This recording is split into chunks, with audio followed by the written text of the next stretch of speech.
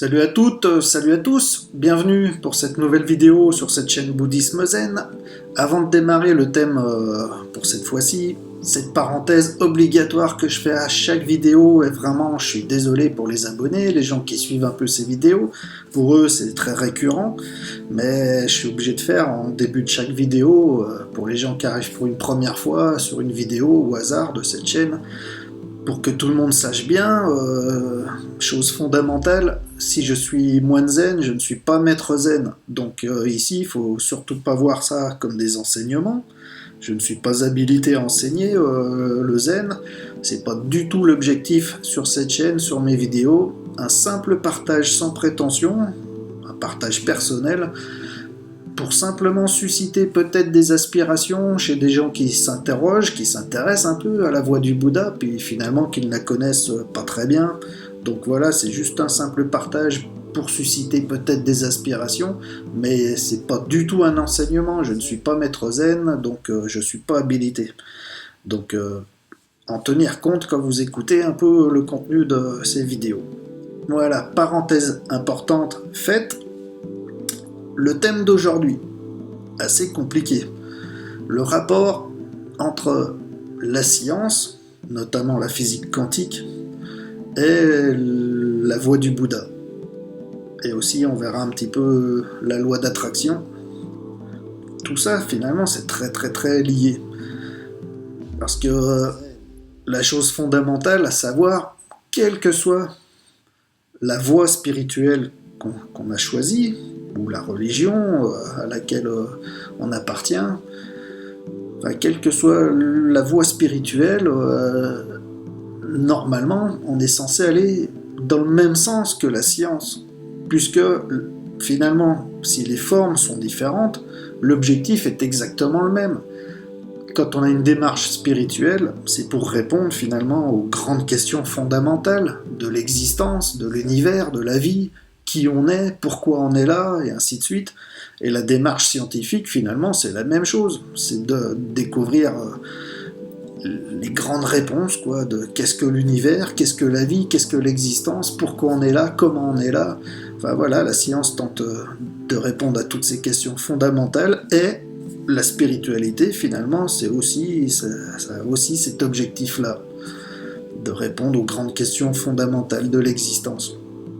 Quelle que soit la forme spirituelle, quelle que soit la religion suivie, normalement, le but c'est ça, c'est de réaliser Dieu, réaliser l'existence, la vérité, la réalité ultime.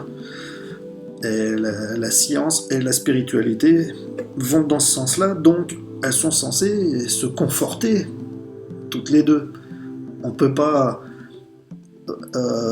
établir une vérité spirituelle, par exemple, si la science vient nous donner la preuve du contraire. Normalement, quand la science amène une preuve de quelque chose, spirituellement, on est censé réaliser la même chose, puisqu'on est censé réaliser la vérité. Si la science nous démontre que la vérité est ainsi, qu'elle n'est pas autrement, spirituellement, notre réalisation spirituelle, elle est censée réaliser cette même vérité, puisqu'on va dans ce sens-là, dans le sens de la vérité, de la réalité, de l'existence, de l'univers, de la vie. Donc voilà, c'est bien de confronter un petit peu la spiritualité et la science, et puis de vérifier que tout marche bien dans le même sens, que les deux viennent s'étayer, se consolider, s'appuyer. Donc voilà, et il se trouve que justement, dans le bouddhisme zen, jusqu'à maintenant, enfin en tout cas même le bouddhisme en général, toute la voie du Bouddha, l'expérience du Bouddha, tout ce qu'il a enseigné, qui suit son expérience, son éveil, et tout ça c'est vraiment conforté par la physique quantique, qui vient démontrer scientifiquement, qui vient amener la preuve scientifique finalement de tout ce qu'a ressenti le Bouddha, plutôt intuitivement, par une expérience intuitive, une expérience spirituelle. Mais tout ce qu'a vécu le Bouddha, tout ce qu'il a découvert sur l'état de la réalité, finalement, ça c'était il y a 2600 ans d'un point de vue historique, et bien aujourd'hui, dans les années 2010 et quelques, là, 2020 bientôt, la physique quantique est en train de faire la démonstration de la véracité, de la pertinence finalement de la réalisation spirituelle du Bouddha. Et pas que, ça vient certainement étayer toutes les voies spirituelles qui sont censées aller vers la vérité, quoi. Donc on va en faire un petit peu la démonstration ici. Alors les grandes notions de la physique quantique, il y a déjà cette fameuse découverte que dans l'infiniment petit, quand on décortique un atome, donc on sait qu'un atome de matière, c'est constitué de protons et neutrons pour le noyau, avec des électrons qui gravitent autour, et ça forme donc un atome. Et toute la matière, quelles que soient les formes, toute la matière est faite d'atomes. Si les formes sont différentes, c'est parce que la façon dont s'assemblent les atomes est différente. C'est pour ça qu'un arbre, ça a la tronche d'un arbre, un chien, ça a la tronche d'un chien, et moi j'ai ma tronche à moi, vous aussi. Tout ça, ça vient de la façon dont les atomes s'assemblent pour créer la matière dans ses diverses formes, le bois, le métal, l'air, l'eau, etc. Mais finalement, toute la matière, quand on décortique, ce ne sont que des atomes de matière. Et donc ces atomes sont faits d'un noyau, protons, neutrons, et d'électrons qui gravitent autour. On s'est rendu compte que les électrons, notamment, finalement, c'est pas vraiment de la matière tant que c'est pas observé, que c'est pas pris en compte, que finalement c'est pas conscientisé à quelque part. Parce que tant que c'est pas observé, les électrons se comportent finalement comme des ondes, pas comme de la matière. Ce sont des ondes. Donc ce sont des ondes qui sont partout. C'est des ondes de probabilité. Parce que tant qu'on n'a pas observé, les électrons se comportent comme des ondes qui sont partout, dans un immense potentiel de probabilité. Et à partir du moment où c'est observé, tac, ça devient de la matière. Enfin, ça se comporte comme de la matière. Mais ce sont les mêmes électrons. Tant qu'ils ne sont pas observés, ce sont que des ondes de probabilité, de potentialité. Dès qu'ils sont observés, ils se manifestent de façon matérielle. Ça devient de la matière. Et donc, ça c'est une expérience de la physique quantique. On ne peut pas aller contre. Ils ont fait l'expérience. Je ne vais pas rentrer dans tout le détail ici parce que ce serait dur à expliquer verbalement comme ça, mais je vous invite à regarder rien que sur YouTube. Vous tapez mécanique quantique ou physique quantique. Vous allez voir tout de suite de quoi je suis en train de parler. Il y a toute la démonstration avec des dessins, des graphiques. Enfin, on comprend très bien tout ce qu'il y a à comprendre sur les expériences qui ont été faites concrètement d'un point de vue de la physique quantique. Moi, je vous amène que le résultat de toutes ces expériences, c'est-à-dire qu'on a découvert que les électrons, à la base, c'est pas vraiment de la matière, c'est juste de l'information potentielle, c'est-à-dire des ondes qui sont partout, des ondes de probabilité. Et à partir du moment où il y a un observateur, on observe ces électrons, dès qu'il y a observation, ça devient de la matière, enfin ça se comporte comme de la matière. Et ce qui sous-entendrait, là je fais le rapprochement avec la voie spirituelle, et notamment là avec l'expérience du Bouddha, ça viendrait étayer le fait que, justement, ce sont les 5 sens de perception qui, dès qu'ils interprètent l'univers, la réalité, ils la créent parce qu'ils interprètent. Ça vient dans le sens de l'Anya Shinryu, du Sutra du cœur. L'Anya Shinryu dit qu'il n'y a ni ceci, ni le non-ceci, ni cela, ni le non-cela. C'est une double négation, c'est-à-dire il n'y a pas ceci, mais il n'y a pas non plus le fait que ça ne soit pas là, et ainsi de suite, et ainsi de suite. Enfin, ça, pareil, je vous invite a trouvé une traduction de la Nyashingyo, du Sutra du cœur. C'est un sutra très très court on trouve la traduction française un peu partout là, facilement. Tapez Sutra du cœur ou la Nyashingyo dans Google ou ailleurs, pas faire de pub. Et donc vous trouvez une traduction et en fait et voilà. Regardez une vidéo ou deux trois vidéos sur la physique quantique. Prenez connaissance du Sutra du cœur et faites le lien entre les deux. Ça se conforte, ça vient s'étayer. Parce que le Sutra du cœur montre l'au-delà de la perception, de la saisie, donc de la matière finalement. Et c'est ce que démontre la physique quantique aussi, c'est que la matière n'est matérialisée qu'à partir du moment où elle est observée. Et c'est comme pour nous dans le bouddhisme, on pourrait dire qu'on matérialise le monde à partir du moment où on l'observe dans une saisie, une interprétation dualiste, le sujet qui perçoit est l'objet de perception. Dès qu'il y a cette saisie dualiste, il y a une interprétation, il y a une identification, et il y a le monde tel qu'on le crée, tel qu'on le fait. Et c'est aussi ce que préconisent les adeptes de la loi d'attraction. C'est qu'on crée l'univers par la pensée, parce que tout est énergie, que la pensée est énergie. Eh ben, c'est la force énergétique de la pensée qui projette la matière qui, elle, n'est que de l'énergie aussi, qui est en résonance. Tout est en résonance, tout est en unité, tout est énergie à la base. Donc, toute l'énergie s'influence elle-même. Si vous avez une pensée puissante, sur un taux vibratoire, un taux énergétique donné, toute la matière qui n'est aussi que cette même énergie est censée s'accorder, vibrer. Tout est vibration, tout est censé s'accorder. Puis de toute façon, on voit bien que tout l'univers marche comme ça, tout s'accorde tout le temps.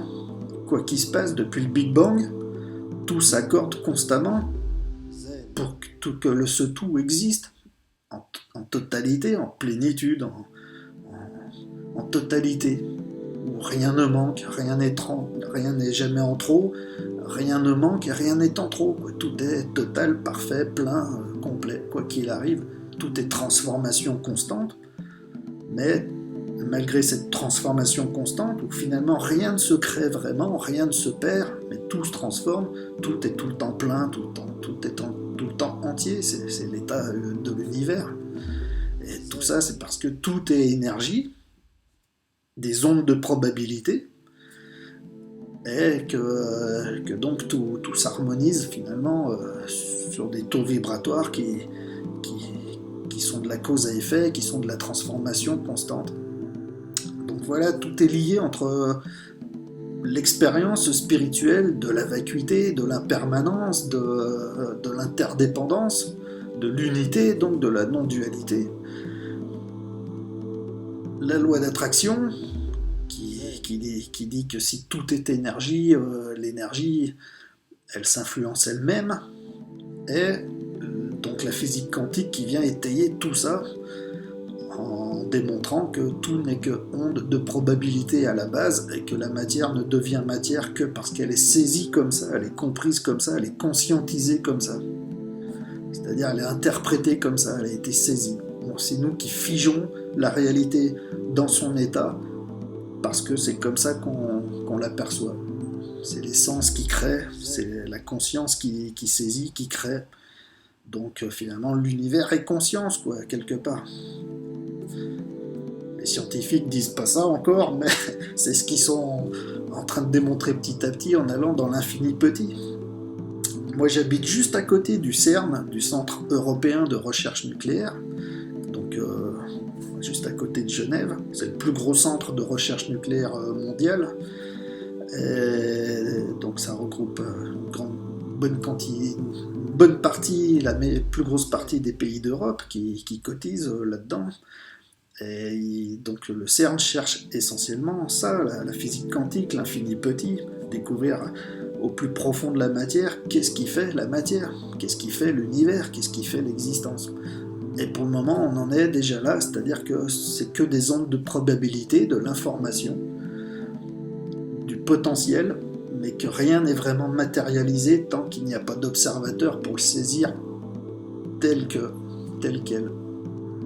Et c'est ce que le Bouddha a compris par son expérience aussi, parce que si on comprend l'Anya Shingyo, le Sutra du cœur, c'est ce qui est démontré là-dedans, c'est que tout va au-delà des sens. Il n'y a ni ce qu'on voit, ni le fait que ce ne soit pas là, enfin, c'est du chaud lapin, quoi. Deuxième chose primordiale de la physique quantique qui vient un peu étayer l'expérience intuitive du Bouddha dans son éveil, c'est l'intrication quantique. L'intrication quantique, c'est cette découverte qu'on a fait, que par exemple en projetant deux électrons qui sont liés, un dans un sens, un à son opposé, très très éloignés l'un de l'autre, dès qu'on en fait une modification sur un, l'autre se trouve automatiquement modifié aussi, alors qu'on n'y a pas touché. C'est ce qu'on appelle l'intrication, comme si ces particules étaient liées l'une à l'autre, quelle que soit la distance qui les sépare. Au-delà du temps et de l'espace, finalement, c'est que ces deux particules liées, si vous les séparez d'une distance énorme, que vous en touchez qu'une sans vous préoccuper de l'autre, eh ben, au moment où vous touchez l'une, l'autre est automatiquement modifié en temps réel. Et ça prouverait toute l'idée de l'unité de l'univers, que tout est un, tout est lié, et qu'il n'y a pas vraiment d'espace et de temps, de séparation, de division. C'est pour ça que, par exemple, Krishnamurti disait quand vous regardez un arbre, tant que vous voyez l'arbre, c'est pas là, vous n'êtes pas au bon endroit, parce que vous êtes dans la dualité, sujet-objet, perception, interprétation, jugement, identification, celui qui perçoit est l'objet de perception. Donc dès qu'il y a identification, il y a séparation, il y a dualité, il y a donc interprétation, et on voit un arbre. Alors qu'en réalité, d'un point de vue quantique, d'un point de vue loi d'attraction, énergie, tout est un, tout est lié.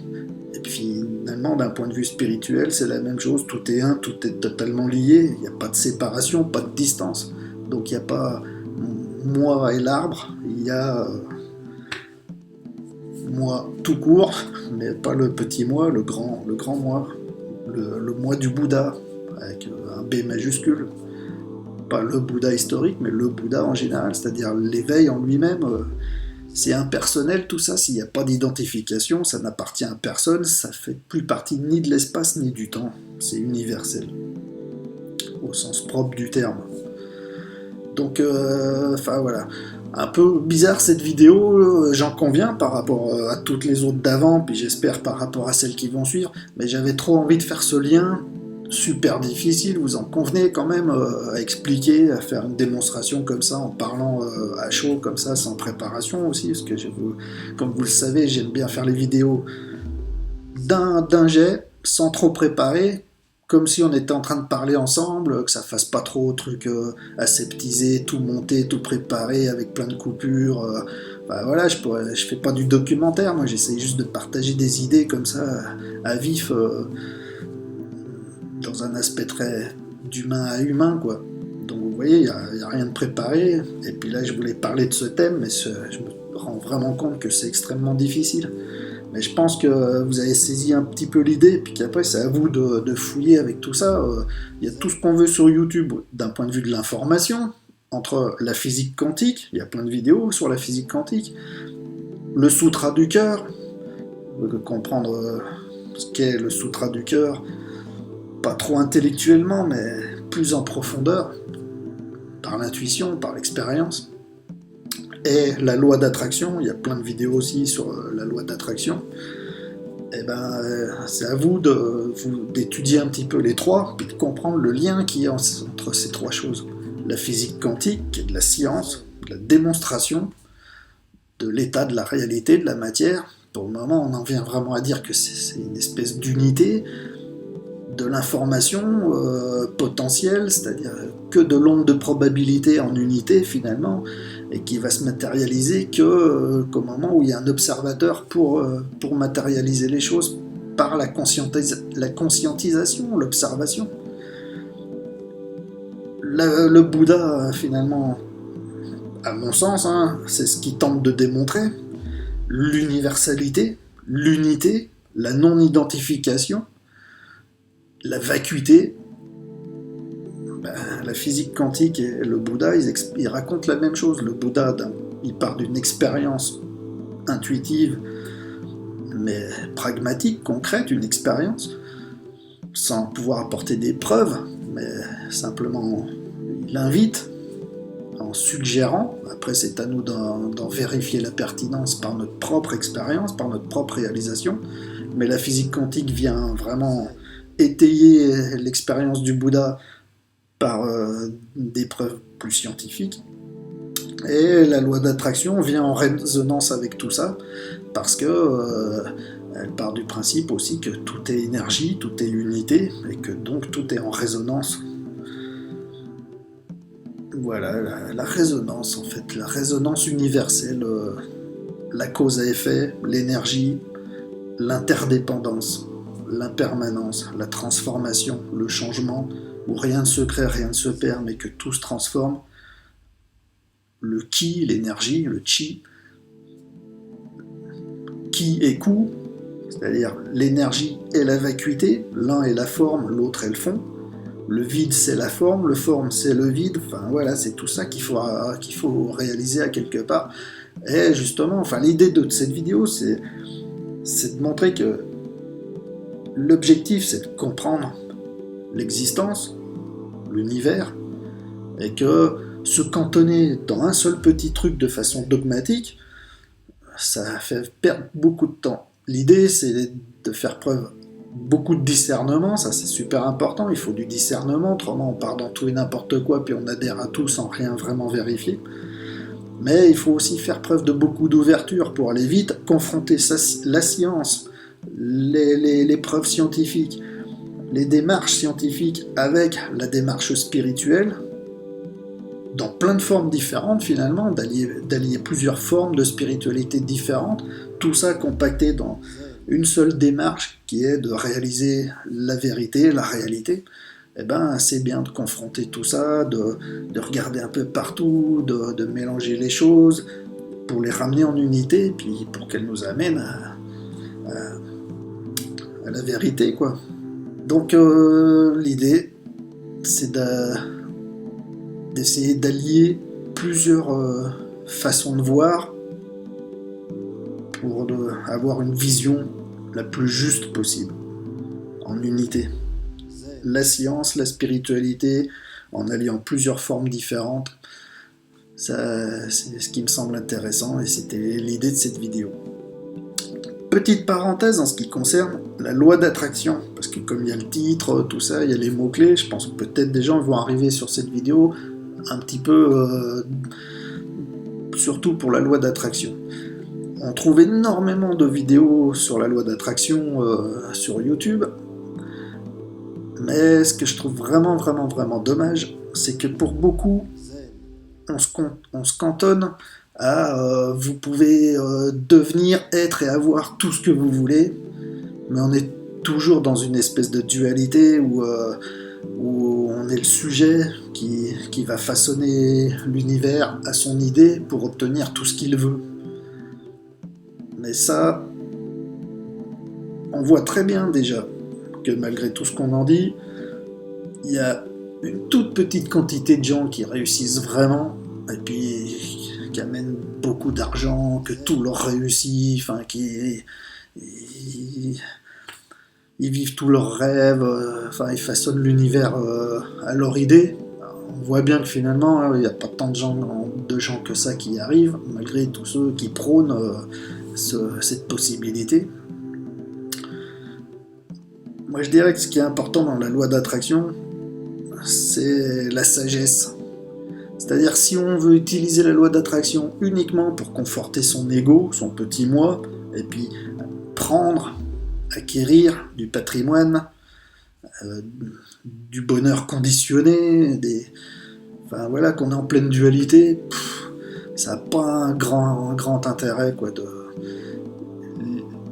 Normalement, la loi d'attraction, ça doit marcher tout seul, c'est-à-dire que si on va d'abord vers une démarche de justesse, c'est-à-dire s'harmoniser avec l'ordre des choses, avec l'ordre cosmique, et qu'on lâche prise un peu, qu'on dépasse l'idée du moi, séparateur, dualiste, qui se fait ses propres illusions sur l'identification, la séparation, la dualité, et qu'on dépasse tout ça, on peut atteindre une certaine sagesse qui fera en sorte que ce qu'on va créer, d'un point de vue de la loi d'attraction, ce sera bien plus harmonieux, beaucoup plus sage, et moins égoïste, et ça marchera beaucoup mieux, parce que ce sera plus naturel, plus spontané, et plus en harmonie avec l'ordre cosmique, avec l'ordre des choses. Donc même dans la loi d'attraction, ce qui est important, c'est de dépasser l'idée du moi, de cet ego qui veut toujours saisir, s'approprier, toujours manipuler, et de s'ouvrir au grand soi, puisque si tout est énergie, on est le tout, on n'a même pas besoin de créer, tout est déjà fait finalement à quelque part. Et puis, plus on est serein dans la plénitude, moins on a besoin de demander des choses. Parce que toujours vouloir demander à la loi d'attraction, visualiser, focaliser pour créer des trucs qu'on n'aurait pas, c'est qu'on est dans dukkha, d'après le Bouddha. Dukkha, c'est cette soif inhérente tout au fond, ce désir qui par nature n'est jamais satisfait. C'est l'insatisfaction profonde qui par nature n'est jamais satisfaite. Et c'est pour ça qu'on va toujours dans l'avoir et dans le devenir pour essayer de combler cette insatisfaction profonde. Mais cette insatisfaction, elle ne répond pas à un manque d'avoir ou de devenir, elle répond à un manque d'être. Donc c'est l'être qu'il faut réaliser. Et si on réalise l'être, qu'on trouve le nirvana, la plénitude, la sérénité totale, il n'y a plus dukkha. Il n'y a plus cette insatisfaction, et donc il n'y a plus besoin de combler. C'est le principe de la plénitude, ça vient du mot plein, total, complet, entier.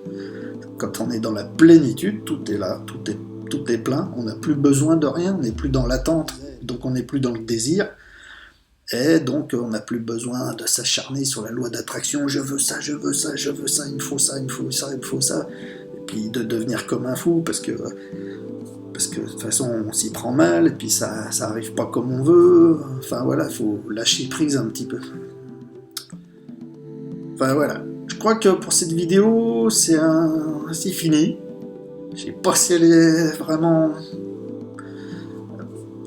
Enfin, je sais pas si... Enfin, je pense pas que j'étais la bonne personne, en tout cas, pour vraiment expliquer ce qui devait être dit là-dedans, mais l'essentiel, c'est que ça suscite peut-être, j'espère, des interrogations, et c'est à vous d'aller fouiller pour aller faire le lien entre tout ça. Mais l'important, c'est que si on a une démarche spirituelle, eh ben, c'est bien de prendre en compte ce que la science nous dit de la réalité, parce que notre démarche spirituelle, elle est censée aller dans le même sens, puisque les deux ont pour vocation, que ce soit la science ou la spiritualité, les deux ont pour vocation de mettre à jour les grandes questions existentielles. Donc si elles vont dans le même sens, elles sont censées s'étayer toutes les deux constamment. Et là, en tout cas, ce que je préconisais pour le sujet de cette vidéo, c'est que de tout ce que je comprends de la physique quantique, ça vient parfaitement étayer tout ce que je comprends de la voie du Bouddha. Et pour moi, ça, c'est top, et c'est ce que je voulais partager avec vous. Voilà. Donc, prochain thème dans une prochaine vidéo. Pour celle-ci, je rappelle que tout ça, c'était donc pas des enseignements. Moi, je suis pas maître zen, et puis surtout, en plus, sur le sujet là, un peu difficile que je viens d'aborder. Donc c'est un simple partage pour susciter des questionnements, des aspirations, mais c'est pas du tout un enseignement, je suis pas maître. De toute façon, j'ai jamais, depuis le temps que je pratique le Zen Soto, moi, on m'a jamais parlé de physique quantique dans le Zen Soto. C'est moi qui fais ce lien entre les deux, parce que je trouve que c'est intéressant. Voilà, donc prochain thème sur une prochaine vidéo. Pour celle-ci, c'est comme d'habitude, si vous avez aimé, vous pouvez cliquer sur le j'aime, ça booste la visibilité des vidéos de la chaîne, et donc elles sont visibles par plus de monde. Donc si ça vous intéresse, cliquez sur j'aime, partagez la vidéo avec vos proches si vous avez trouvé le contenu cool. Et puis n'hésitez pas à papoter dans les commentaires en dessous de la vidéo, poser des questions, faire des suggestions, enfin ce que vous voudrez, moi j'aime bien l'interaction.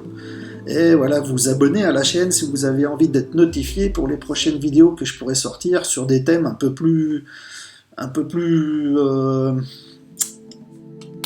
solides hein, la prochaine fois. Là je me suis attaqué à un truc, j'en conviens, un peu difficile, mais si vous regardez les vidéos d'avant, je savais un peu plus de quoi je causais, et j'espère que sur les prochaines, ce sera la même chose. Mais là, je ne pouvais pas éviter d'aborder ce sujet que je trouve super intéressant. Voilà, merci beaucoup, à plus.